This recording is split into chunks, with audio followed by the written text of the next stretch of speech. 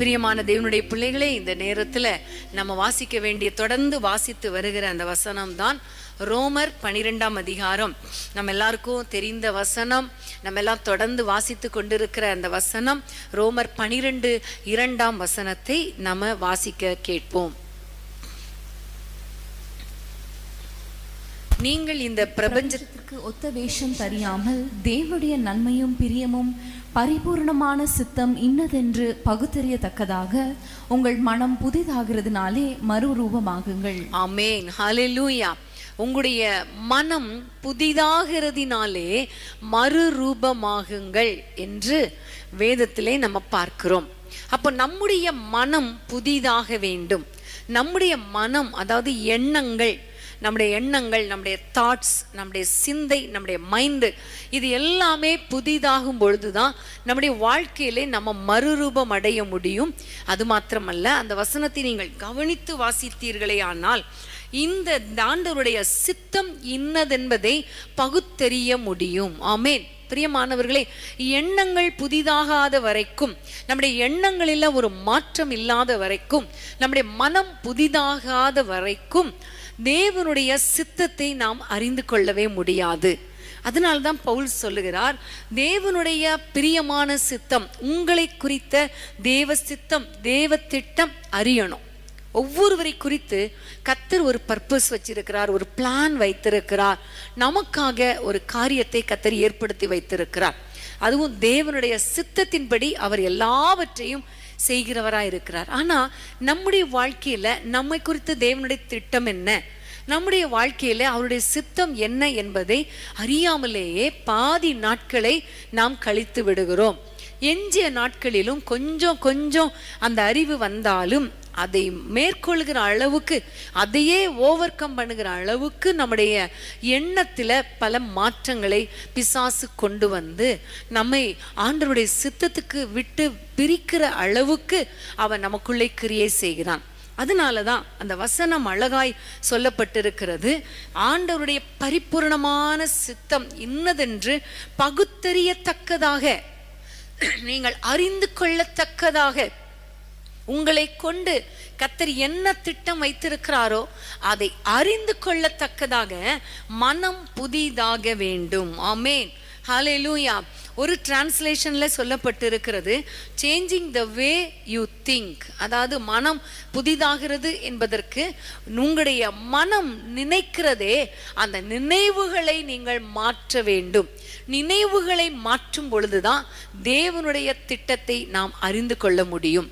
இன்னைக்கு பிரியமானவர்களே, நம்ம தொடர்ந்து தியானித்து வருகிறோம், நம்முடைய எண்ணங்கள்ல ஒரு பெரிய மாற்றம் இருக்கணும், நம்முடைய எண்ணங்கள் புதிதாக வேண்டும், நம்முடைய எண்ணங்கள்ல ஒரு புதிய சிந்தனையை கர்த்தர் கொடுக்க வேண்டும் என்பதற்காக நம்ம தொடர்ந்து தேவனுடைய வார்த்தைகளை தியானித்து வருகிறோம்.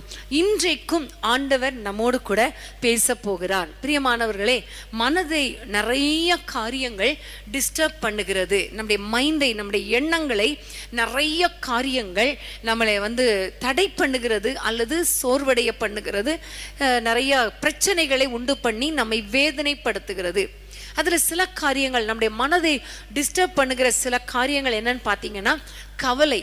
அதாவது என்ன நடக்குமோ, எதிர்காலம் எப்படி இருக்குமோ, நாளைக்கு எப்படி இருக்குமோ, என்னுடைய பிள்ளைகள் வாழ்க்கை எப்படி இருக்குமோ, என்னுடைய எதிர்காலம் எப்படி இருக்குமோ, என்னுடைய சரீரத்துல என்ன நடக்குமோ தெரியலையே அப்படிங்கிற ஒரு கவலை. இன்னொன்னு சொல்லணும்னா பயம். பயமும் கவலையும் கிட்டத்தட்ட ஒன்று போல தான் வரும்.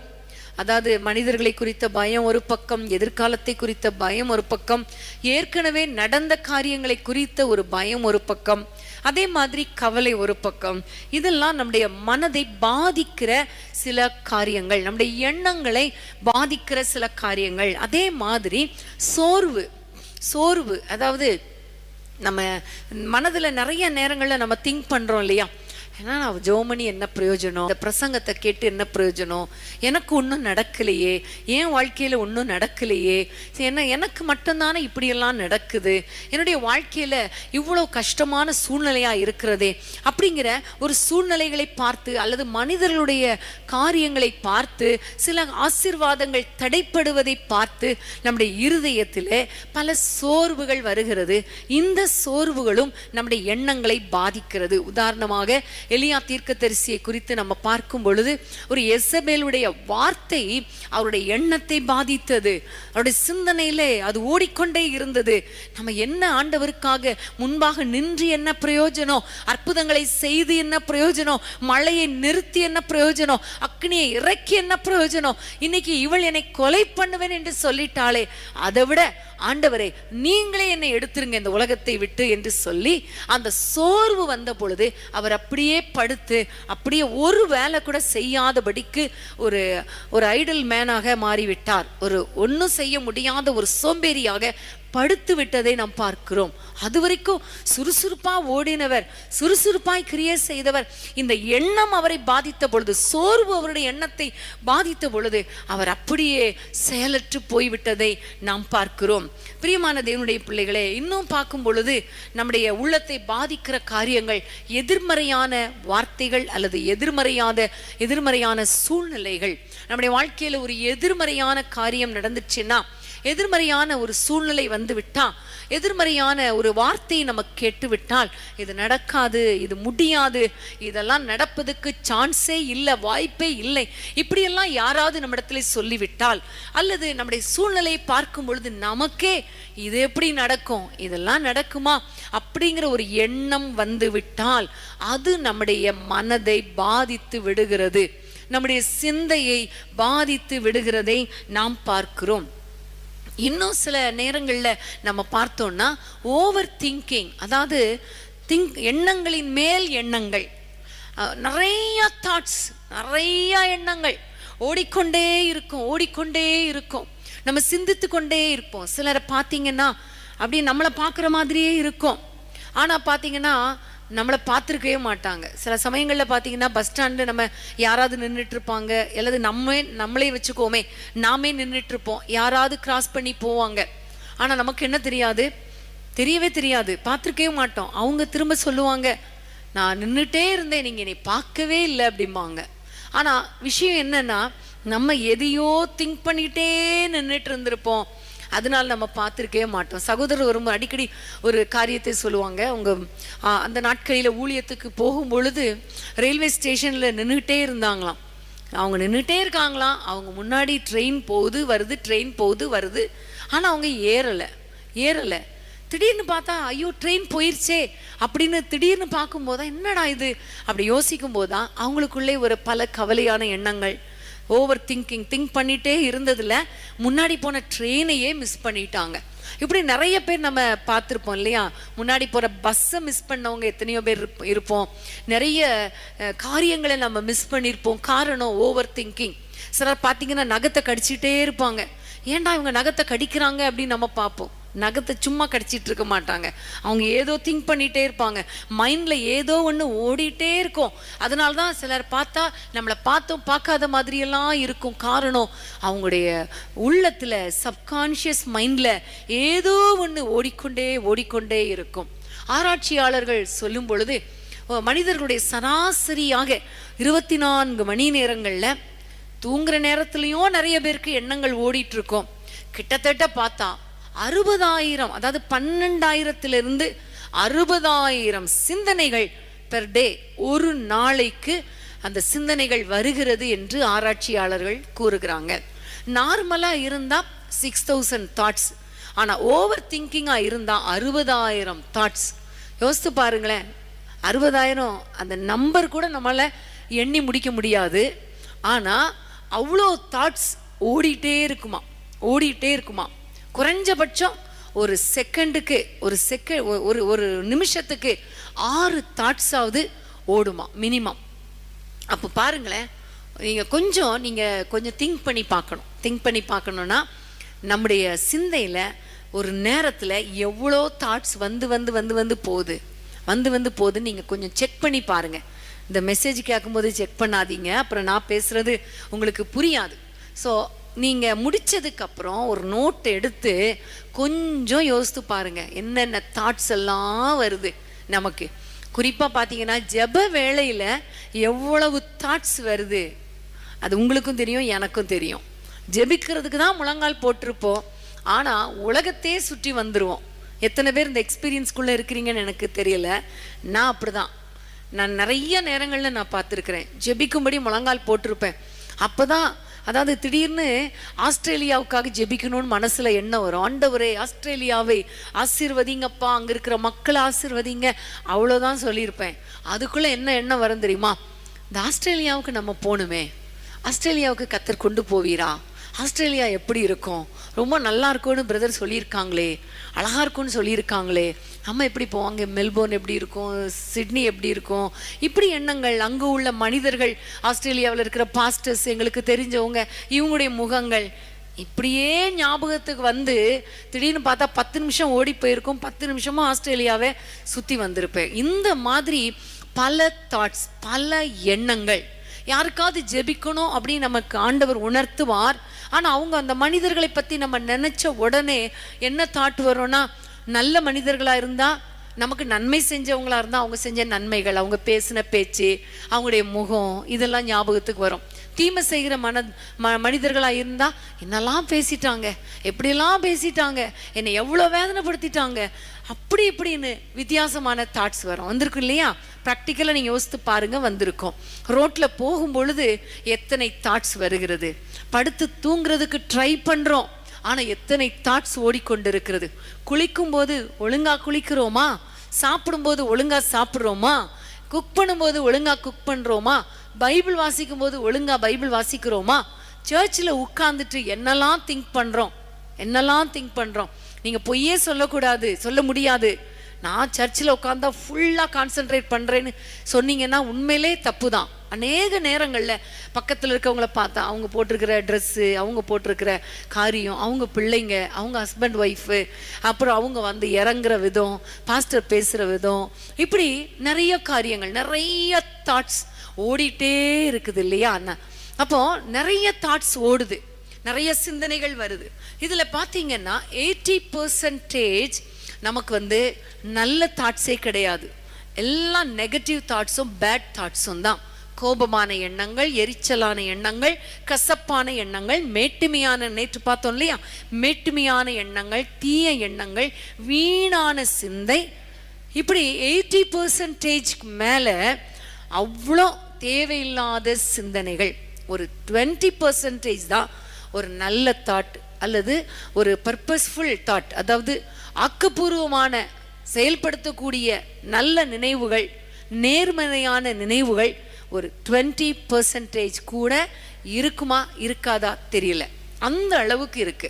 இப்போ உலக பிரகாரமான மனிதர்கள் சொல்லும் பொழுது இந்த எண்ணங்களை நாம் எப்படி கட்டுப்பாட்டுக்குள் கொண்டு வருவது, இந்த எண்ணங்களை நாம் எப்படி செயல்படுத்துவது, நல்ல எண்ணங்களை எப்படி கொண்டு வருவது, எண்ணங்களால் நம்ம எப்படி கரைப்படாமல் வாழ்வது அப்படின்னு சொன்னால் அவங்க நிறைய பேசுவாங்க.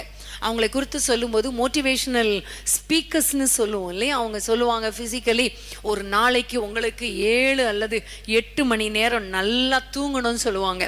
ஆனால் படுத்தா தூக்கமாக வருது, ஓவர் தாட்ஸ் தான், ஓவர் திங்கிங். அது மாத்திரமல்ல, அவங்க சொல்லுவாங்க நல்லா சாப்பாடு சாப்பிடுங்க, ஹெல்த்தியான சாப்பாடு சாப்பிடுங்கன்னு சொல்லுவாங்க. இப்போ இருக்கிற நிலைமையில ஹெல்த்தியான சாப்பாடு எதுனே பார்க்க முடியாது, ஏதோ ஒன்று கிடைச்சதை சாப்பிட்டுட்டு ஓடுற மாதிரி நம்முடைய சூழ்நிலை இருக்கிறது. இன்னும் நிறைய பேருக்கு ஹெல்த்தியான சாப்பாடு அது என்னன்னே தெரியாத அந்த அறிவும் இல்லை.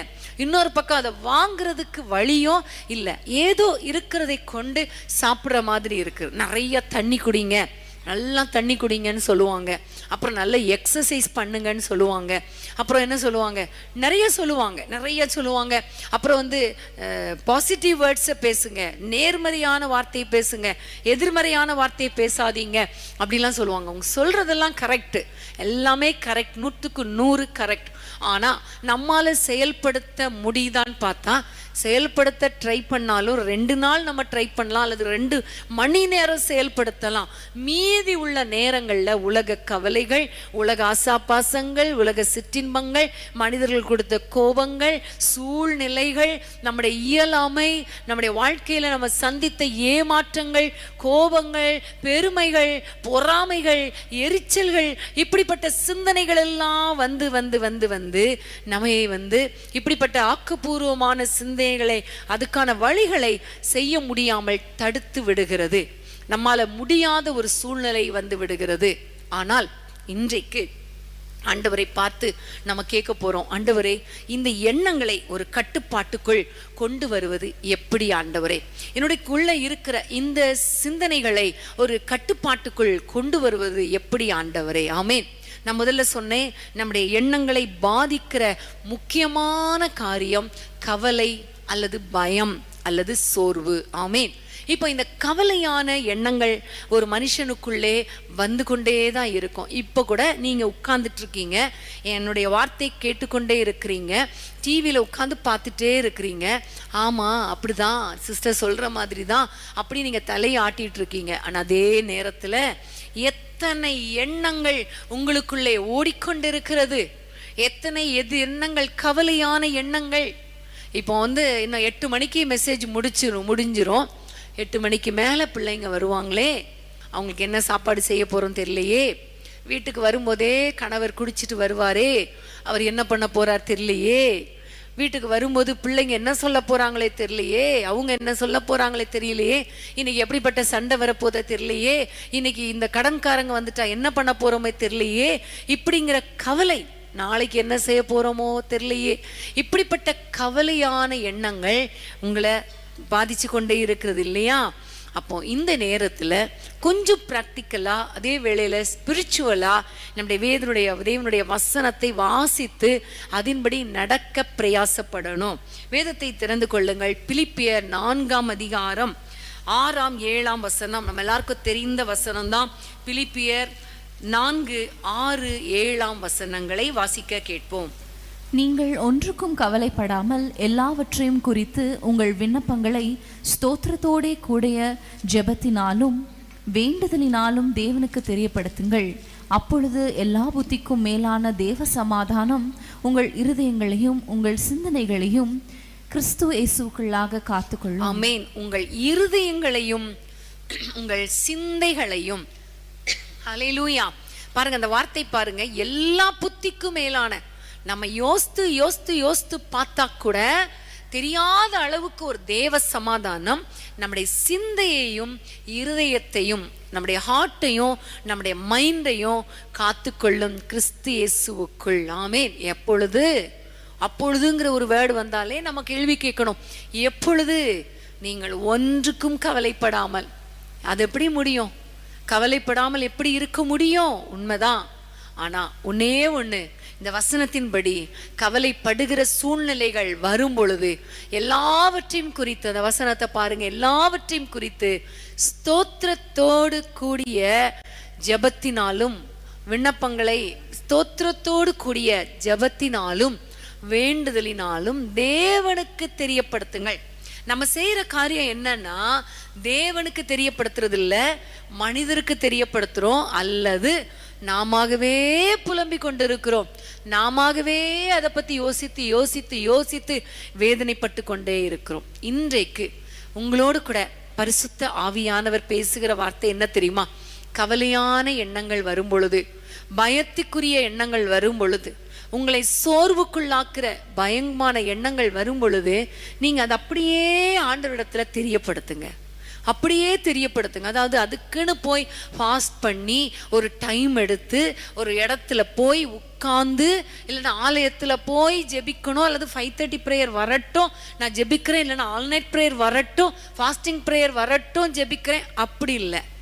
அப்படியே உங்களுடைய எண்ணங்கள்ல கவலை வரும் பொழுது, இருதயத்துல கவலை வரும் பொழுது, நீங்க அப்படியே ஆண்டவரிடத்துல சொல்லுங்க. அந்த கவலையை பத்தி யோசிக்காம இதை நீங்க கொஞ்சம் ப்ராக்டிக்கலா பண்ணி பாருங்க. நீங்க யோசிக்காம ஆண்டவரை நோக்கி சொல்லுங்க, அப்பா ஸ்தோத்திரம் பண்ணுங்க. ஸ்தோத்திரத்தோடு, எஸ்ஸப்பா இந்த பிரச்சனைக்காக ஸ்தோத்திரம், இந்த போராட்டத்துக்காக ஸ்தோத்திரம், எனக்கு இப்படி இருக்கு ஆண்டவரே, இந்த பயமா இருக்கப்பா, எனக்கு ஒண்ணுமே தெரியலப்பா, ஆனா ஒன்னே ஒண்ணு, உங்களை மட்டும் நான் நம்புறேன்ப்பா, உமக்கு ஸ்தோத்திரம் செலுத்துகிறேன், உமக்கு ஸ்தோத்திரம், இடையிடைய ஸ்தோத்திரம், தேங்க்யூ ஜீசஸ் சொல்லி உங்களை பிரச்சனைய அப்படியே தெரியப்படுத்துங்க.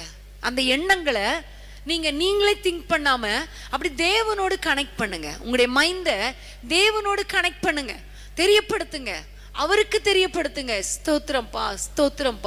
ஸ்தோத்திரம்பான்னு சொல்லி பாருங்களேன். கண்டிப்பா அப்பொழுதுதான் எல்லா புத்திக்கும் மேலான தேவ சமாதானம் உங்கள் சிந்தையை நிரப்பும், உங்களுடைய எண்ணங்களை நிரப்பும். கவலைகள் வரும் பொழுது, சோர்வுகள் வரும் பொழுது ஆண்டவரிடத்தில் அப்படியே சொல்லிருங்க. சரியா? அது மாத்திரமல்ல, இன்னொரு வசனத்தை வாசிக்க போறோம் வேகமாக. யோவான் 14 அதிகாரம் 14 வசனம். யோவான் 14:14. என் நாமத்தினாலே நீங்கள் எதை கேட்டாலும் அதை நான் செய்வேன். ஆமென். என் நாமத்தினாலே எதை கேட்டாலும் அதை நான் செய்வேன். அது மாத்திரமல்ல, முதல் வசனத்தை வாசிப்போம். 14:1. உங்கள் இருதயம் கலங்காதிருப்பதாக தேவனிடத்தில் விசுவாசமாயிருங்கள், என்னிடத்திலும் விசுவாசமாயிருங்கள். ஆமென். கலங்குகிற சூழ்நிலை வரும் பொழுது, இருதயத்திலே கலக்கம் வரும் பொழுது, கலக்கமான எண்ணங்கள் வரும் பொழுது ஆண்டவர் சொல்லுகிறார், விசுவாசமாயிருங்கள். ஆமென். ஹல்லேலூயா. அப்படி தேவனுக்கு தெரியப்படுத்திருங்க ஃபர்ஸ்ட். அடுத்தது, கர்த்தர் எனக்கு அற்புதங்களை செய்வார் என்று விசுவாசமாயிருங்கள்.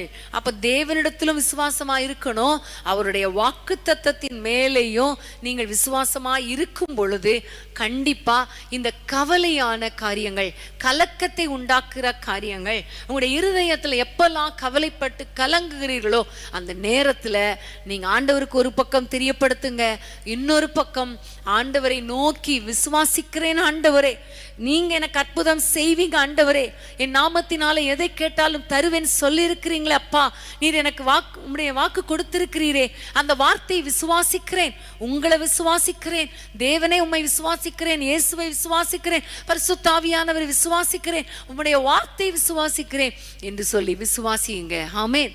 விசுவாசம் இருதயத்தில் இருக்கிற அந்த சிந்தனையில் இருக்கிற கலக்கத்தை நீக்கி போடும். ஆமென். ஹல்லேலூயா.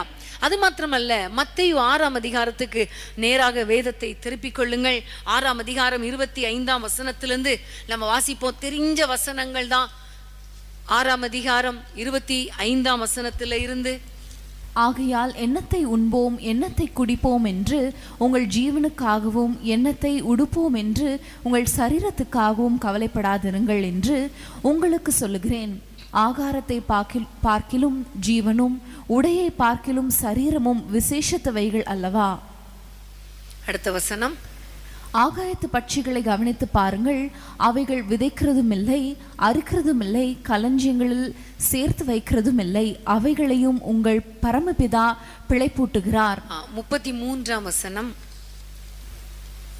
6:33. முதலாவது தேவனுடைய ராஜ்யத்தையும் அவருடைய நீதியையும் தேடுங்கள், அப்பொழுது இவைகளெல்லாம் உங்களுக்கு கூட கொடுக்கப்படும். அடுத்த வசனம்.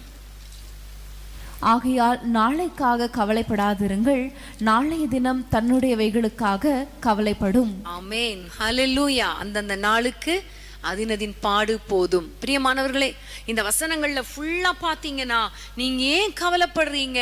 சாப்பாடை குறித்து, உடையை குறித்து, உங்களுடைய ஜீவனை குறித்து ஏன் கவலைப்படுறீங்க? ஏன்னா நீங்கள் எல்லாரும் விசேஷித்தவர்கள் என்று சொல்லிட்டு ஆண்டவர் சொல்றாரு, நீங்க கவலைப்பட்டு அந்த எண்ணங்கள் எல்லாம் கவலையா இருக்கிற அந்த சூழ்நிலையில நீங்க தேவனுடைய ராஜ்யத்தை தேடுங்கள், நீதியை தேடுங்கள். ஆமென். ஹல்லேலூயா. இப்படிப்பட்ட கவலையான எண்ணங்கள் வரும் பொழுது ஆண்டவருடைய ராஜ்யத்தின் மேல், கர்த்தருக்கு அடுத்த காரியங்கள்ல நீங்க கான்சென்ட்ரேட் பண்ண ஆரம்பிக்கணும், ஆண்டவரை தேட ஆரம்பிக்கணும். இப்படி நீங்க அவருக்குரிய காரியங்களை நீங்க தேடும் பொழுது, ஆண்டவருடைய காரியங்களை குறித்து கவலைப்படும் பொழுது இந்த உலக கவலைகள் இல்லாமலே போய்விடும். ஆமென். ஹல்லேலூயா. பிரியமான தேவனுடைய பிள்ளைகளே, நிறைய காரியங்கள் நீங்க பாத்தீங்கன்னா நிறைய கவலைகள் நமக்கு மனசுல வரும் இல்லையா? அப்போ நிறைய கவலைகள், இந்த கொரோனா நாட்கள்ல நிறைய கவலைகள் வந்துச்சு. ஆனா அதே வேளையில நீங்க எல்லாரும் என்ன செய்ய ஆரம்பிச்சீங்கன்னா, மற்றவங்களுக்காக ஜெபிக்க ஆரம்பிச்சீங்க, தேவனுடைய பாதத்துல காத்திருக்க ஆரம்பிச்சீங்க. எங்கேயும் வெளியே போக முடியாத சூழ்நிலை, தேவனுடைய பாதத்துல இந்த 5:30 எல்லாம் உட்கார்ந்து ஆல்நைட் ப்ரேயர் எல்லாம் உட்கார்ந்து கர்த்தருடைய காரியங்கள்ல கான்சென்ட்ரேட் பண்ண ஆரம்பித்ததினாலதான் அந்த கொரோனா நாட்களை கடந்து செல்ல கர்த்தர் கிருபை பாராட்டினார். இல்லைன்னா மன அழுத்தமே வந்திருக்கும் இல்லையா? எவ்வளவு வேதனை வந்திருக்கும். ஆனா கர்த்தருக்கு எடுத்த காரியங்கள், பிறருக்காக, மிஷனரிஸ்க்காக, ஊழியங்களுக்காக, அழிந்து போகிற மக்களுக்காக ஜெபிப்பதில் நம்ம கான்சென்ட்ரேட் பண்ண ஆரம்பித்ததுனால, முதலாவது தேவனுடைய ராஜ்யத்தை தேட ஆரம்பிச்சதுனாலதான் கர்த்தருடைய கிருபையினால இன்றைக்கு நம்ம நிற்கிறோம். ஆமென். ஹல்லேலூயா. அன்பான தேவனுடைய பிள்ளைகளே, இன்றைக்கு இந்த கவலையான எண்ணங்கள் நம்முடைய இருதயத்தை வேதனைப்படுத்தும் பொழுது, எண்ணங்களை பாதிக்கும் பொழுது, மனதை, சிந்தையை, இருதயத்தை பாதிக்கும் பொழுது நீங்க ஆண்டவரிடத்துல சொல்லணும், கர்த்தரை விசுவாசிக்கணும்.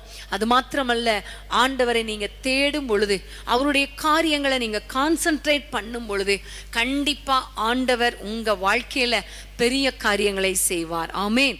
கர்த்தருக்கு ஸ்தோத்திரம். இந்த நேரத்தில் ஒரு பக்கம் கவலை, அதை குறித்து நான் உங்களுக்கு சொல்லிட்டேன். இன்னொரு பக்கம் பார்த்தா நிறைய தாட்ஸ், ஓவர் திங்கிங் இல்லையா? அதை நிறைய காரியங்களை நினச்சி நம்முடைய எண்ணங்கள் அவ்வளோ இதாகி நமக்கு ஒன்றுமே செய்ய முடியாத அளவுக்கு போய்விடுகிறது. அவ்வளோ தாட்ஸ் நம்முடைய மனது. நான் முதலே சொன்னேன், 80% தான் நல்ல தாட்ஸ், மீதி 80% கெட்ட தாட்ஸ், 20% தான் கொஞ்சம் நல்ல தாட்ஸ். அது கூட நிறைய பேருக்கு அது கூட இருக்கா தெரியல. அப்போ அப்படிப்பட்ட சூழ்நிலையில இந்த எண்ணங்களிலிருந்து, இந்த தீய எண்ணங்களை எப்படி மாற்றி நம்ம அமைப்பது என்பதை குறித்து நம்ம இப்போ கொஞ்சம் பார்க்க போகிறோம். உண்மையிலே நீங்க முதலாவது நான் உங்களுக்கு சொல்லணும்னு நான் சொல்லுகிற காரியம், நம்முடைய எண்ணங்களை நாம என்ன செய்ய முடியல, கட்டுப்பாட்டுக்குள் கொண்டு வர முடியல. நம்முடைய எண்ணங்களை நம்ம கட்டுப்பாட்டுக்குள் கொண்டு வந்தாதான் நம்முடைய வாழ்க்கை மாறும். அப்போ இந்த எண்ணங்கள், சில மனிதர்கள் சொல்றாங்க, நம்முடைய எண்ணங்கள் ஒரு சர்வெண்ட் மாதிரி இருக்கணும், மைண்ட் சர்வெண்ட் மாதிரி இருக்கணும், அதாவது வேலைக்காரன் மாதிரி இருக்கணும், நம்ம சொல்றத செய்யற மாதிரி இருக்கணும். ஆனா இன்னைக்கு எப்படி இருக்குன்னா, நம்ம மைண்டுடைய கட்டுப்பாட்டுக்குள்ள இருக்கிறோம் இல்லையா? அதனாலதான் பிரச்சனை. அது கவலைப்பட்டுச்சுன்னா நம்ம ஹோல் பாடியும் பாதிக்கப்பட்டுருது. அது பெருமையானதை நினைச்சுன்னா நம்ம வாய் பெருமையானது பேசுது. அது கோபமா இருந்துச்சுன்னா கோபமானது பேசுறோம். அது எரிச்சலா இருந்துச்சுன்னா எரிச்சலா பேசுறோம். தீய எண்ணங்கள் வந்துச்சுன்னா நம்ம அது மாதிரி கிரியை செஞ்சிடறோம். ஆனா அப்படி இருக்கக்கூடாது. நம்ம அதுக்கு ஒரு கட்டுப்பாட்டுக்குள் கொண்டு வரணும். ஆனா நம்மால கட்டுப்பாட்டுக்குள்ள கொண்டு வர முடியாது. அதனால நம்ம ஆண்டவரிடத்துல ஒவ்வொரு நாளும் ஜெபிக்கணும். ஆண்டவரே, என்னுடைய எண்ணங்களை ஆளுகை செய்யுங்க, என்னுடைய சிந்தையை நீங்க ஆளுகை செய்யுங்க. எனக்கு ஒரு கட்டுப்பாட்டுக்குள்ள கொண்டு வர முடியல. அது என்னென்னவோ நினைக்குது, என்னென்னவோ சிறகடித்து கொண்டு பறக்குது. வேதத்துல இருக்கும் இல்லையா, சிறகடித்து கொண்டு ஆகாய மார்க்கமாய் பறந்து போகுது. அது இச்சிக்குது, அது கோபமா பாக்குது, என்னென்னவோ பண்ணுது. அதுக்கு நிறைய ரெக்கை இருக்குது, எங்கெங்கயோ சுத்திட்டு வருது. என்னால பிடிச்சு இழுக்க முடியல. சில சமயங்கள்ல பிள்ளைங்க பட்டம் விடுறத பார்த்துருக்கோம். பட்டம் பறக்கும், நல்லா பறந்துட்டே போயிட்டு இருக்கோம். ஆனா சில சமயங்கள்ல என்ன ஆயிரும்னா, பிடிச்சி இழுத்துருவோம். ஏன்னா அந்த நூல் பட்டத்துடைய நூல் கையில இருக்கும். அதனால அதை சுத்திட்டே இழுத்துட்டே வந்தா கட்டுப்பாட்டுக்குள்ள பட்டம் நம்ம கையில வந்துடும். ஆனா சில சமயங்கள்ல காத்து அடிக்கும் போது அது பறந்துட்டே போகும். நம்ம கொஞ்சம் கேர்லெஸ்ஸா அந்த நூலை விட்டுட்டா அது எங்க போச்சுன்னு தெரியாது. அது அப்புறம் கட்டுப்படுத்தவே முடியாது. அதே மாதிரிதான் நம்முடைய சிந்தனைகளை நம்ம கட்டுப்பாட்டுக்குள்ள வைக்கிற வரைக்கும் நமக்கு நல்லது. ஆனா அது தன்னுடைய கட்டுப்பாட்டுல போச்சுன்னா நம்மளும் அங்கதான் போயிடுறோம். அதனாலதான் நம்ம முக்கியமா புரிந்து கொள்ள வேண்டிய முக்கியமான காரியம் என்னன்னா, நம்முடைய மனதுல ஒரு மறுரூபம், நம்முடைய மனதுல ஒரு மாற்றம் வந்தால்தான் நம்முடைய வாழ்க்கை மறுரூபமாகும். ஆமென். ஹல்லேலூயா. பிரியமானவர்களே, நம்முடைய மைண்ட் சேஞ்ச் ஆனதா நம்முடைய லைஃப்ல ஒரு டிரான்ஸ்ஃபர்மேஷன் வரும் என்பதை நம்ம மனதில் வைத்து கொள்ளணும். அதனாலதான் பவுல் சொல்லுகிறார், உங்களுடைய மனம் புதிதாகிறதுனாலே, ஏற்கனவே இருந்த தாட் அல்ல, ஒரு மாற்றம், ஒரு சேஞ்ச், ஒரு நியூ திங்கிங் வந்தாதான் உங்களுடைய வாழ்க்கை மறுரூபமாகும். ஆமென். உங்களுடைய மனம் போகிற பாதையில தான் உங்களுடைய வாழ்க்கை போகும் என்பதை நீங்க மறந்து போக கூடாது. ஆமென். மனம் எங்க போகுதோ அங்கதான் நம்முடைய வாழ்க்கை போயிரும். அதனாலதான் அந்த மனதை நம்ம கட்டுப்படுத்தணும். நம்மால கட்டுப்படுத்த முடியாது. அந்த நேரத்துல கர்த்தருடைய கிருபை, கர்த்தருடைய ஆளுகைக்காக நம்ம ஆண்டவரை நோக்கி பார்க்கணும். நீங்க ஜெபியுங்க, ஆண்டவரை நோக்கி சொல்லுங்க, அப்பா இந்த மனதை கட்டுப்படுத்துங்க, உம்முடைய ஆளுகை வருவதாக. பரலோகத்திலே நீங்க ஆளுகை செய்வது போல என்னுடைய சிந்தையை நீங்க ஆளுகை செய்யுங்க, என்னுடைய மனதை ஆளுகை செய்யுங்க என்று சொல்லி ஆண்டவருடைய சமூகத்துல ஜெபிக்கணும். ஆமென், ஹல்லேலூயா. ஒவ்வொரு நாள் காலையிலேயும் ஆண்டவரை நோக்கி சொல்லுங்க, அப்பா என்னுடைய மனது ஆண்டவரே உம்முடைய கட்டுப்பாட்டுக்குள் இருக்கட்டும். வேதத்தை திறந்து கொள்ளுங்கள். தாவீது ராஜா ஜெபிக்கிற ஒரு ஜெபம் 139 சங்கீதம் 23 வசனத்தை நம்ம வாசிக்க கேட்கலாமா? சங்கீதம் 139 23. தேவனே, என்னை ஆராய்ந்து என் இருதயத்தை அறிந்து கொள்ளும், என்னை சோதித்து என் சிந்தனைகளை அறிந்து கொள்ளும். 24. வேதனை உண்டாக்கும் வழி என்னிடத்தில் உண்டோ என்று பார்த்து நித்திய வழியிலே என்னை நடத்தும். ஆமென். தேவனே, என்னை ஆராய்ந்து பார்த்து என் சிந்தனைகளை அறிந்து கொள்ளும், என்னை சோதித்து என் சிந்தனைகளை அறிந்து கொள்ளும். ஆண்டவரே, என்னுடைய தாட்ஸை நீங்கள் அறிந்து கொள்ளுங்கள். வேதத்திலே முதல் நாள்லயே சகோதரன் சொன்னாங்க இல்லையா, ஆண்டவர் தூரத்திலிருந்து நம்முடைய இருதயத்தை, என்னுடைய சிந்தனைகளை அறிகிறார். ஆமென். அவர் அறிந்து கொண்டே இருக்கிறார். பிரியமானவர்களே, ஆண்டவரிடத்துல நம்ம சொல்லணும், அப்பா என்னுடைய சிந்தனைகளை அறிந்து கொள்ளுங்க. வேதனை உண்டாக்குற வழி, அதாவது நம்முடைய சிந்தனையில ஆண்டவருக்கு வேதனை உண்டாக்குற வழி சிந்தனை இருந்தால் நம்முடைய வழிகளும் அவருக்கு வேதனை உண்டாக்கும். நம்ம எல்லாருக்கும் தெரியும், ஆண்டவர் நோவாவின் காலத்துல மக்களை அழிப்பதற்காக ஏன் நினைத்தார் என்றால், மனுஷனுடைய இருதயத்தின் நினைவுகளின் தோற்றமெல்லாம் பொல்லாதது. மனுஷனுடைய இருதயத்தின் நினைவுகளின் தோற்றம் அந்த துவங்குகிறதே பொல்லாதது என்று கண்டுதான் அவர் சொன்னாரு, இந்த மனுஷனை உருவாக்குனதற்காக மனஸ்தாபப்பட்டார். இன்னைக்கு நம்ம ஆண்டவரிடத்துல கேட்கணும், ஆண்டவரே என்னுடைய இருதயத்தின் நினைவுகள், என்னுடைய மனதின் தோற்றம் உமக்கு வேதனை உண்டாக்குகிறதா?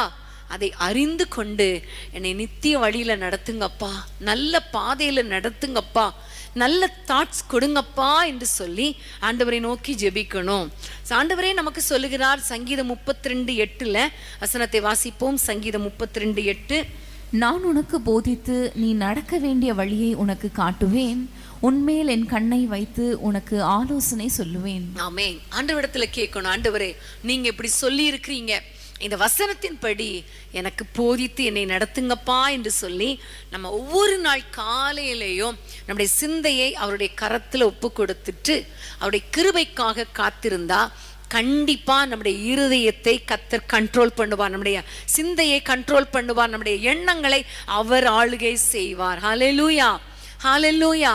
இதற்கு மிஞ்சியும் பல எண்ணங்கள் வரும், ஆனாலும் அந்த நேரத்துல ஆண்டவரே என்னுடைய சிந்தையை ஆளுகை செய்யுங்கன்னு ஜெபம் பண்ணிட்டா கர்த்தர் கிருபை பாராட்டுவார். ஹல்லேலூயா. ஒவ்வொரு செகண்டும் நீங்க ஆண்டவரை நோக்கி பாருங்க, என்னுடைய சிந்தையில நல்ல சிந்தையை வைங்கப்பா, தவறான சிந்தைகள் வரும் பொழுது அப்பா இந்த சிந்தனை வேண்டாம், நீங்க ஆளுகை செய்யுங்கப்பா, என்னால கண்ட்ரோல் பண்ண முடியலப்பா, நீங்க ஜெபம் பண்ணா கர்த்தர் கண்ட்ரோல் பண்ணுவார். ஆமென். கர்த்தருக்கு ஸ்தோத்திரம். அடுத்ததாக நீங்க ஜெபிப்பது ஒரு பக்கம், இன்னொரு பக்கம் இந்த தாட்ஸ் எல்லாம் நீங்க கொஞ்சம் அண்டர்ஸ்டாண்ட் பண்ணணும். இது எங்கிருந்து வருகிறது, யாரிடத்திலிருந்து வருகிறது, இது கர்த்தரிடத்திலிருந்து வருகிறதா அல்லது என்னிடத்திலிருந்தே வருகிறதா அல்லது பிசாசு கொண்டு வருகிறானா, இது பாசிட்டிவ் தாட்ஸ் தானா, இது நெகட்டிவ் தாட்ஸா, இது தேவையில்லாத சிந்தனையா அல்லது எப்படிப்பட்டது என்று சொல்லி நம்ம சிந்திக்கணும். ஆமென், ஹல்லேலூயா. பிரியமானவர்களே, வேதத்திலே ஒரு வசனம் உண்டு, நீங்க வாசிங்க. எபேசியர் 4:17 வசனம். எபேசியர் 4:17. ஆதலால் கர்த்தருக்குள் நான் உங்களுக்கு சாட்சியாக சொல்லி எச்சரிக்கிறது என்னவெனில், மற்ற புறஜாதிகள் வீணான சிந்தையிலே நடக்கிறது போல நீங்கள் இனி நடவாமல் இருங்கள். ஆமென். மற்ற பிரஜாதிகள் தங்கள் வீணான சிந்தையில நடக்கிறது போல நடவாமல் இருங்கள். ஆமென். பிரியமானவர்களே, நம்ம என்ன செய்யறோம்னா மற்றவங்க என்ன நினைக்கிறாங்க, மற்றவங்க எப்படி நடக்கிறாங்க, உலகத்தார் எப்படி வாழ்றாங்க, அப்படியே சிந்திச்சு அவங்கள பார்த்து அவங்கள மாதிரி வாழணும்னு திங்க் பண்றோம். ஆனா ஆண்டவர் சொல்லுகிறார், நமக்கு எச்சரிப்பாய் சொல்லுகிறார், மற்றவங்கள மாதிரி அந்த வீணான சிந்தை வாழாதீங்க. அப்போ நீங்க அண்டர்ஸ்டாண்ட் பண்ணணும், இது வீணான சிந்தனையா, இது தேவையில்லாத சிந்தனையா, இது பிசாசு கொண்டு வருகிற சிந்தனையா என்று ஐடென்டிஃபை பண்ணணும். ஆமேன். ஐடென்டிஃபை பண்ணாதான் நீங்க அந்த சிந்தனை விட்டு விலக முடியும். அதை அண்டர்ஸ்டாண்ட் பண்ணலைன்னா நம்ம பாட்டுக்கு வாழ்ந்துட்டே தான் இருப்போம். இதுக்கு ஒரு சின்ன டெஸ்ட் நீங்கள் பண்ணலான்னா, ஒரு நாளைக்கு அப்படி உட்காந்து ஒரு நோட் எடுத்து பென் எடுத்து மைண்டில் அப்படி யோசிச்சுட்டே இருங்க. என்னென்ன சிந்தனை வருதோ வர வர வர வர எழுதுங்க. யாரை பற்றிலாம் சிந்தனை வருதோ எழுதிக்கிட்டே இருங்க. எழுதி பார்த்துட்டு கொஞ்ச நேரம் ஒரு 1 hour, அந்த 1 hourல நீங்கள் எழுதுங்க, இல்லை 1/2 hour எழுதிட்டு நீங்கள் திரும்ப வாசித்து பார்த்தீங்கன்னா, அதை செக் பண்ணி பார்த்தீங்கன்னா, அதில் எது காட்லி தாட்ஸ் இருக்குது, எது வீணான வேனிட்டி தாட்ஸ் இருக்குது, உலகத்துக்குரிய தாட்ஸ் இருக்குது, வேர்ல்ட்லி தாட்ஸ் இருக்குது அப்படின்னு நீங்கள் செக் பண்ணலாம். எது பிசாசிட்டத்தில் வருது, இது காட் கிட்டேருந்து வருதுன்னு ஐடென்டிஃபை பண்ண முடியும். இந்த டெஸ்ட்டு நீங்கள் கண்டிப்பாக ஒரு நாள் நீங்கள் பண்ணி பாருங்க, அப்போ நமக்கு புரியும். சரியா? அது ஒரு பக்கம். அதனால வீணான சிந்தனையில் நடப்பது போல நான் நடக்க மாட்டேன்னு தீர்மானம் எடுங்க. அது மாத்திரமல்ல, நம்முடைய இருதயத்தில் தேவையில்லாத சிந்தனைகள் நடக்கக்கூடாது, இந்த சிந்தனைகளை விளக்கணும்னு சொன்னாலும் அந்த சிந்தனைகள் விலகாது, அந்த தாட்ஸ் மாறாது, அது அப்படியே இருக்கும். அதுக்கு பதிலாக நம்ம செய்ய வேண்டிய காரியம் என்ன தெரியுமா? அந்த சிந்தனைகளுக்கு மாற்றாக சில சிந்தனைகளை வைக்கணும். Replace the thoughts. ஆமேன். அந்த சிந்தனைகளை ரீப்ளேஸ் பண்ணணும். அப்படின்னா என்ன அர்த்தம்? நம்ம திங்க் பண்ணிட்டு இருக்கிறத கொஞ்சம் ஸ்டாப் பண்ணிட்டு வேற மாதிரி திங்க் பண்ணணும். அதுக்கு தான் முக்கியமான காரியம் என்ன அப்படின்னா, ரோமர் 8ஆம் அதிகாரம் 5ஆம் வசனத்தை நம்ம வாசிக்கலாம். ரோமர் 8:5ஆம் வசனம். அன்றியும் மாம்சத்தின்படி நடக்கிறவர்கள் மாம்சத்துக்குரியவைகளை சிந்திக்கிறார்கள், ஆவியின்படி நடக்கிறவர்கள் ஆவிக்குரியவைகளை சிந்திக்கிறார்கள். ஆமென். மாம்சத்தின்படியே நம்ம சிந்தித்து கொண்டிருந்தோம்னு வைங்களேன், அந்த மாம்சத்துக்குரிய எண்ணங்களை ரீப்ளேஸ் பண்ணணும்னா ஆவிக்குரியவைகளை சிந்திக்கணும். ஆமென். அப்போ மாம்சத்தின் தாட்ஸ் வந்துகிட்டே இருக்கும் பொழுது நீங்க கொஞ்சம் ஸ்டாப் பண்ணி நீங்க ஆவிக்குரிய சிந்தனை வரணும். அப்போ ஆவிக்குரிய சிந்தனை எப்படி வரும் அப்படின்னா, பைபிளை வாசித்தாதான் வரும், வேற எந்த விதத்திலும் வராது. பிரியமானவர்களே, நம்முடைய மைண்டை நம்ம ஃபீட் பண்ணணும். மைண்டை நம்ம என்ன ஃபீட் பண்ணுறோமோ அதுதான் நமக்கு தெரியும், அது தாட்டாக வரும். அப்போ நம்ம என்ன காரியங்களை ஃபீட் பண்ணுறோம்? கசப்பை ஃபீட் பண்ணால் கசப்பான எண்ணங்கள் வரும். கரெக்ட் தானே? கோபத்தை ஃபீட் பண்ணா, சிச்சுவேஷனை பார்த்து நம்ம எதிர்மறையாக ஃபீட் பண்ணா அது அப்படிதான் அந்த தாட்ஸ் வரும். அதுக்கு பதிலாக பைபிளை அதுக்கு ரீப்ளேஸ்மெண்ட்டாக நீங்கள் பைபிளை வாசிங்க. புரியுதோ புரியலையோ என்ன ஆனாலும் சரி, கொஞ்ச நேரம் பைபிளை வாசிங்க. அப்படியே வாசித்துட்டு இருக்க இந்த எண்ணங்கள் நம்முடைய இந்த வார்த்தைகள் நம்முடைய எண்ணங்களுக்குள்ள போகும், நம்முடைய மனதில் போகும். அப்போ மனதில் போய் ஸ்டோர் ஆக என்ன நடக்கும்னா, பழைய எண்ணங்கள், அந்த கோப எண்ணங்கள், அந்த மாம்சத்துக்குரிய எண்ணங்கள் டெலீட் ஆயிட்டே இருக்கும். ஆமென். ஹல்லேலூயா. பிரியமானவர்களை, புதிய புதிய எண்ணங்கள் வர வர வர பழைய எண்ணங்கள் வெளியே போகும். அதுதான் நம்முடைய மைண்ட் செட்டப். அதனால தான் பழைய காரியங்கள் நிறைய என்ன செய்யறது இல்லை, ஞாபகத்தில் இருக்கிறது இல்லை, மறந்து போயிடுது. சின்ன வயசு காரியங்களில் ஏதாவது ஒன்று தான் நமக்கு ஞாபகம் இருக்குமே தவிர எல்லா தாட்ஸும் நமக்கு ஞாபகத்தில் இருக்கிறது இல்லை, மறந்துடுது. காரணம், நம்முடைய கண்களில் நம்ம என்ன ஃபீட் பண்ணுறோமோ, என்ன பார்க்குறோமோ, என்ன இது பண்ணுறோமோ அது உள்ளே போகும் பொழுது, அது ரிஜிஸ்டர் ஆகும் பொழுது, மைண்டில் எண்ணங்கள் வரும் பொழுது பழைய தாட்ஸ், ஓல்டு தாட்ஸ் எல்லாம் அப்படியே போயிடுது. அப்போ நீங்கள் என்ன செய்யணும்? புதிய காரியங்கள்னு நம்ம எதை ஃபீட் பண்ணணும்னா பைபிளை நம்ம ஃபீட் பண்ணணும். பைபிளை நம்ம வாசிக்க ஆண்டவரை பற்றி நினைக்க பரலோக எண்ணங்களை பார்க்க அப்படியே போய் என்ன செய்யும்னா, அந்த உலக கவலை, வீணான சிந்தை, இச்சையான எண்ணங்கள், கோப எண்ணங்கள், எரிச்சலின் எண்ணங்கள் எல்லாம் ஏற்கனவே ஸ்டோர் ஆகி இருக்கிறதெல்லாம் என்ன செய்யும்? கொஞ்சம் கொஞ்சமாக ஒரேடியா டெலீட் ஆகாது, டெலீட் ஆயிட்டே இருக்கும். ஆமென். ஹல்லேலூயா. பிரியமானவர்களே, பாசிட்டிவா திங்க் பண்ண கர்த்தருடைய வார்த்தைகளை வாசித்து அதை கன்ஃபஸ் பண்ணணும். அடுத்ததாக கன்ஃபஸ் பண்ணணும்.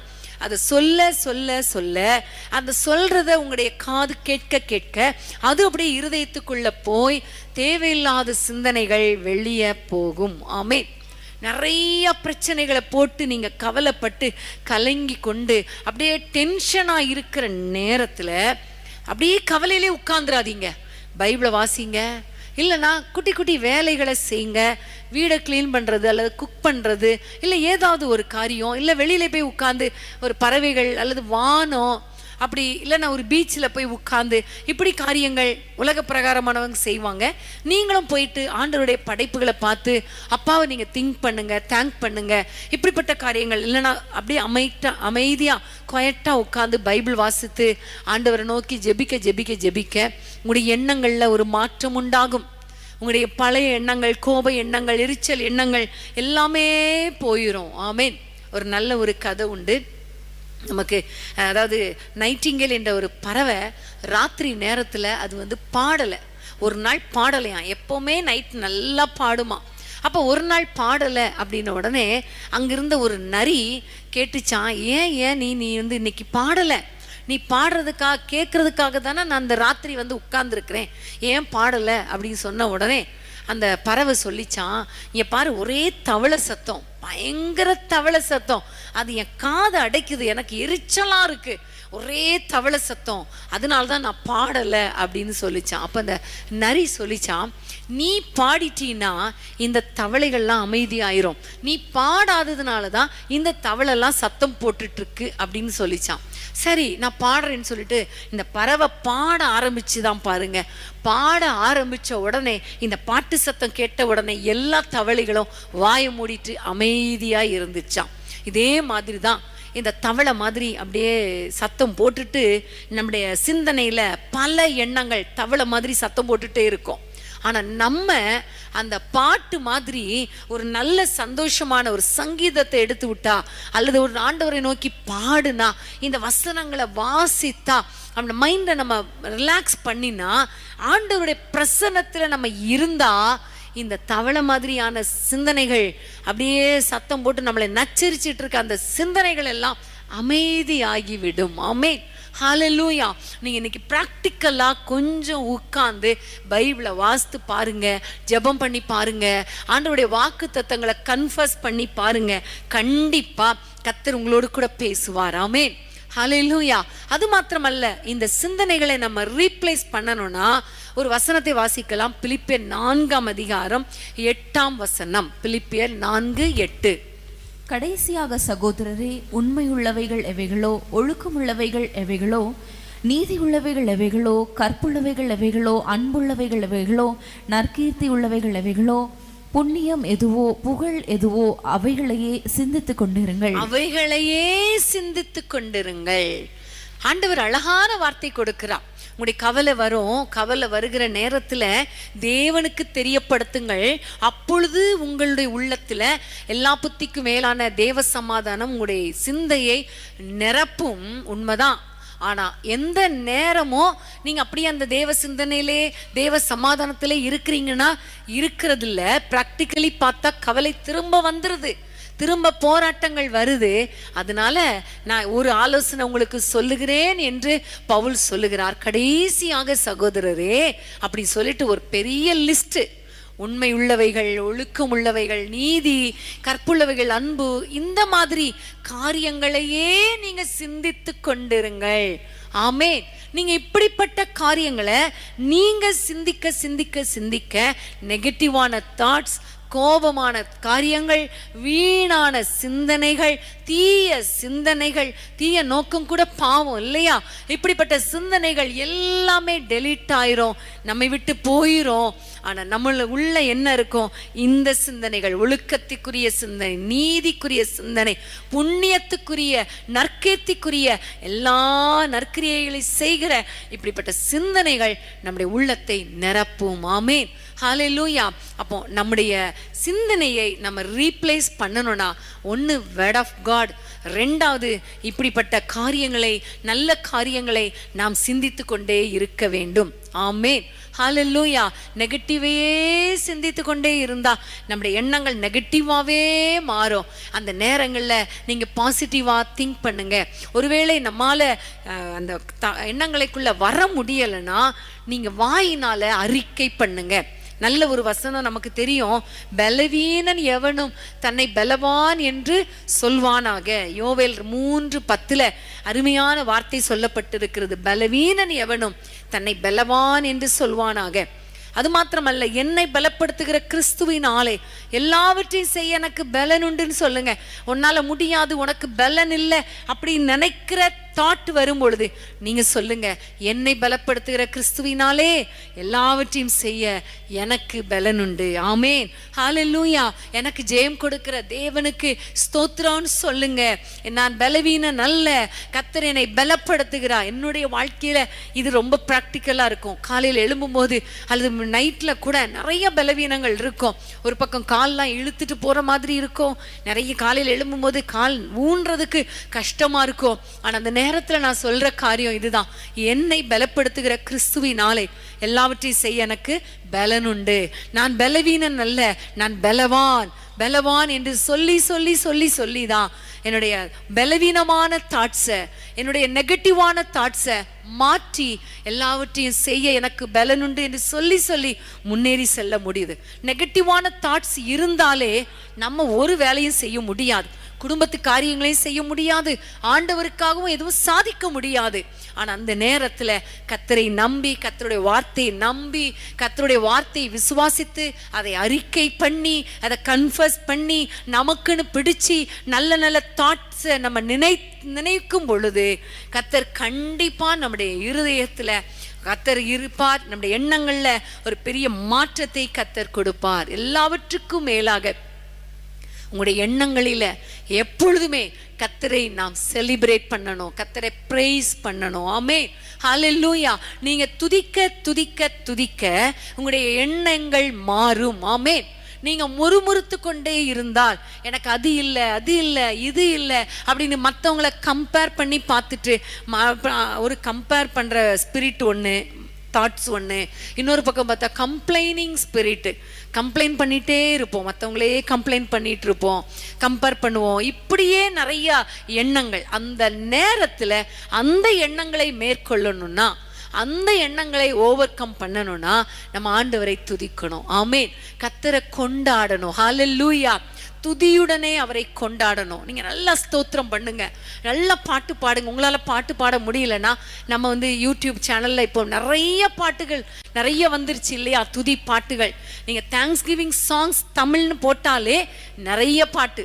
ஃபாதர் பெர்க்மேன்ஸ் பாட்டுன்னு போட்டா ஃபாதர் பெர்க்மேன்ஸ் பாட்டு. நம்முடைய பிரைஸ் அண்ட் வர்ஷிப் அந்த ப்ரேயர் அந்த சேனல்ல நீங்க பாத்தீங்கன்னா நிறைய பாடல்கள். Jesus meets prayer and worship, அந்த இதில் வர்ஷிப்பே நமக்கு வாரத்துக்கு ஒரு முறை வர்ஷிப் நம்ம போட்டுக்கிட்டே இருக்கிறோம். இதெல்லாம் நீங்கள் எடுத்து வச்சு நீங்கள் அதை போட்டுட்டு அது கூட சேர்ந்து கர்த்தரை துதிக்க துதிக்க துதிக்க உங்களுடைய உள்ளத்தில் ஒரு ஃப்ரெஷ் அனாயிண்டிங் வரும், ஒரு தேவனுடைய பிரசன்னம் இறங்கி வரும். ஆமென். அந்த பிரசன்னத்தில் தேவையில்லாத சிந்தனைகள் ஓடிரும், கவலையான சிந்தனைகள் ஓடிரும், எதிர்மறையான சிந்தனைகள் ஓடிரும், வீணான சிந்தனைகள் ஓடிரும், கசப்பான எண்ணங்கள், எல்லா எண்ணங்களும் போய் நம்முடைய மனதும் நம்முடைய சரீரமும் ஒரு புதிய பலனை பெற்றுக்கொள்ளும். ஆமேன். அப்படி ஒரு ஃப்ரெஷ்ஷா ஒரு மைண்ட் வந்துருச்சுனாலே அன்னைக்கு நீங்க நிறைய வேலைகளை செய்யலாம், நிறைய காரியங்களை செய்யலாம். நீங்க எப்ப பார்த்தாலும் பழசையே யோசித்துட்டு நெகட்டிவாவே யோசித்துட்டு இருந்தீங்கன்னா, உங்களுடைய பலவீனங்களை யோசித்துட்டு இருந்தீங்கன்னா உங்களால அடுத்த ஸ்டெப் எடுத்து வைக்க கூட முடியாது. உதாரணமே எலியாதான், ஒரு ஸ்டெப் கூட எடுத்து வைக்க முடியல, ஒரு ஸ்டெப் கூட எடுத்து வைக்க முடியல. அப்பதான் ஆண்டவர் சொல்லுகிறார், எலியாவே நீ போக வேண்டிய தூரம் வெகு தூரமே, ஏன் படுத்திருக்கிற? அந்த ஒரு வேர்டு பாருங்க, அந்த ஒரு வார்த்தை அவரை எழும்பி நடக்க பண்ணினது. யோசுவாவை பார்த்து கர்த்தர் சொன்ன ஒரு வார்த்தை, பயப்படாதே, கலங்காதே, நான் உன் கூட இருக்கிறேன். இந்த வார்த்தை, அந்த வசனம் அவரை எழும்பி ஓட வைத்தது, கானான் தேசத்தை சுதந்திரிக்க வைத்தது. ஒரு கிதியோன், பராக்கிரமசாலியே, கர்த்தர் உன்னோடு கூட இருக்கிறாங்கிற ஒரு வேர்ட் அவரை அவ்வளவு பெரிய மீதியானியரை ஓட ஓட துரத்த முடிந்தது. ஆமென். இன்னைக்கு நீங்க சூழ்நிலையை பார்க்காதீங்க, நெகட்டிவான சூழ்நிலையை பார்க்காதீங்க, சத்ருவை பார்க்காதீங்க, பிரச்சனை பார்க்காதீங்க, மனுஷனை பார்க்காதீங்க, சரீரத்தில் இருக்கிற பலவீனங்களை பார்க்காதீங்க. ஆவியானவரை பாருங்க, இந்த வசனத்தை பாருங்க, வாக்குத்தத்தத்தை பாருங்க, கர்த்தர் உங்களுக்கு சொன்னதை பாருங்க. எல்லாவற்றுக்கும் மேலாக, அப்பா எனக்கு ஒன்றும் தெரியல, ஒன்றும் புரியல, ஆனா ஒன்னே ஒன்று செய்றேன், நீர் என் மீட்பர், உயிரோடு இருக்கிறீர், ஆகவே நீர் எல்லாவற்றையும் பார்த்து கொள்வீர் என்று சொல்லி கரங்களை உயர்த்தி அப்பா எங்களை நடத்துங்கப்பான்னு சொல்லி ஸ்தோத்திரம் பண்ணி கொண்டாட ஆரம்பிங்களே, அவரை துதிக்க ஆரம்பிங்களே, அவரை செலிப்ரேட் பண்ண ஆரம்பிங்களே. ஒரு பெரிய மாற்றத்தை பார்ப்பீங்க. ஒரு பெரிய மாற்றம் உங்களுடைய வாழ்க்கையில, ஒரு பெரிய மாற்றம். அந்த மாற்றம் உங்களுடைய சரீரத்துல ஒரு பலனை கொண்டு வரும். அந்த பலன் இன்னும் அதிகமாக கர்த்தருக்காக ஓட, குடும்பத்துக்காக ஓட, உங்களுடைய வேலைகளை செய்ய அது உங்களுக்கு கிருபை பாராட்டும், உதவி செய்யும். ஆமென். இன்னைக்கு நம்ம எல்லாரும் ஆண்டவரை நோக்கி பார்க்க போறோம். உண்மையிலே இன்னைக்கு ஆண்டவர் பிராக்டிக்கலா ஆண்டவர் நம்மோடு கூட பேசுகிறார். இப்படி நம்முடைய சிந்தனைகளை மாற்றும் பொழுதுதான், நம்முடைய மைண்டை மாற்றும் பொழுதுதான் நம்முடைய வாழ்க்கை மாறும். நம்முடைய வாழ்க்கை மாறும் பொழுதுதான் தேவனுடைய சித்தத்தை நம்ம அறிந்து கொள்ள முடியும். தேவனுடைய சித்தத்தை அறிந்து கொள்ளும் போதுதான் நம்ம ஆண்டவருக்காக வாழ முடியும். ஆமென். ஹல்லேலூயா. எல்லாரும் ஆண்டவரை நோக்கி பார்க்க போறோம். ஆண்டவரே, எங்களுடைய சிந்தனைகள்ல ஒரு மாற்றத்தை தாங்க, நீங்க எங்களை ஆளுகை செய்யுங்க. எல்லாரும் ஆண்டவரை நோக்கி கேட்போம். ஆவியானவரே, நீங்க எங்களை ஆளுகை செய்யுங்கப்பா, எங்களுடைய சிந்தையை ஆளுகை செய்யுங்கப்பா என்று சொல்லி எங்களோடு இணைந்து ஜெபம் பண்ணுங்க. எங்களோடு இணைந்து இந்த ஒரு ஸ்டான்ஸா பாடலை பாடும் பொழுது ஆண்டவரை நோக்கி உண்மையாகவே என் சிந்தையில ஒரு மாற்றத்தை தாங்க என்று சொல்லி ஆண்டவரை நோக்கி பாடுவோமா? மனதை புதிதாக்கும் மன்னவனே, மறுரூபமாக்குமையா. மனதை புதிதாக்கும் மன்னவனே, மறுரூபமாக்குமையா. சரீரங்களின் தீய செயல்களை சாகடிக்க வாருமையா. சரீரங்களின் தீய செயல்களை சாகடிக்க வாருமையா. ஆட்கொண்டு எங்களை அனலாக்கும், ஆட்கொண்டு எங்களை அனலாக்கும். அன்பினால் இன்று அலங்கரியும், அன்பினால் இன்று அலங்கரியும். ஆவியான எங்கள் தெய்வமே, அடியோரை ஆட்கொண்டு நடத்துமே. ஆவியான எங்கள் அன்பு தெய்வமே, அடியோரை ஆட்கொண்டு நடத்துமே. ஆமென். ஹல்லேலூயா. எல்லாரும் ஆண்டவரை பார்த்து, ஆண்டவரே எங்களை ஆட்கொண்டு நடத்துங்கப்பா. எங்களுடைய சிந்தனைகளை நீர் அறிந்திருக்கிறீர். எங்களுடைய சிந்தனைகள்ல ஒரு மாற்றத்தை தாங்க. அதற்கு உம்முடைய ஆளுகை எங்களுக்கு தேவை. எங்களுடைய சிந்தனைகளை அறிந்து கொள்ளுங்க, நித்திய வழியில எங்களை நடத்துங்க. இன்னைக்கு அழகா எங்களுக்கு கற்றுக் கொடுத்த வார்த்தைகளுக்காக நன்றின்னு சொல்லுவோமா? நன்றி ஆண்டவரே. ஹல்லேலூயா. அப்பா உமக்கு ஸ்தோத்திரம். அப்பா உமக்கு ஸ்தோத்திரம் ஆண்டவரே.